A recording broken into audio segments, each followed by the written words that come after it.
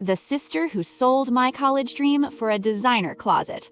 Growing up, my sister Madison was always the golden child. She had the look, the charm, and a way of making people believe her lies were just misunderstandings.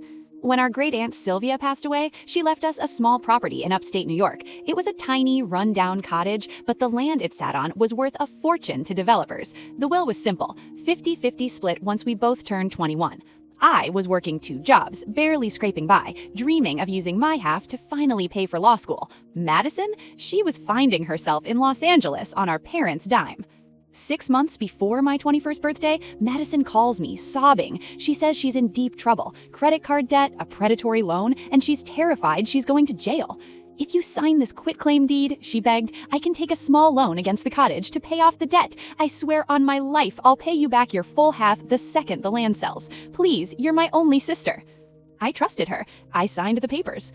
A month later, I see a post on her Instagram. She's in Paris, new designer bags, front row seats at Fashion Week, and a brand new Range Rover.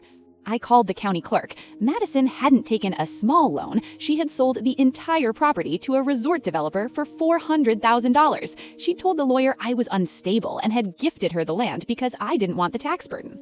I didn't scream. I didn't even comment on her photos. I just waited.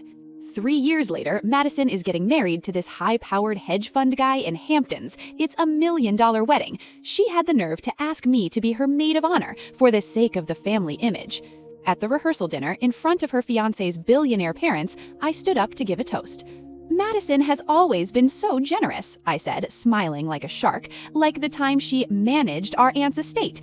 Madison, why don't you tell your new father-in-law how you turned a tiny cottage into a $400,000 shopping spree while I was working nights to pay off the student loans you promised to cover?" The room went ice cold. Madison tried to laugh it off as a sibling joke, but I pulled out the original bank transfers and the legal letter I'd spent 3 years preparing. I leaned in and whispered so only she could hear.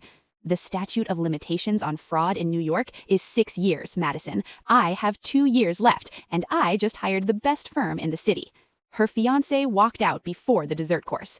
The coldest thing isn't that she stole my future, it's that she thought I was too weak to take it back.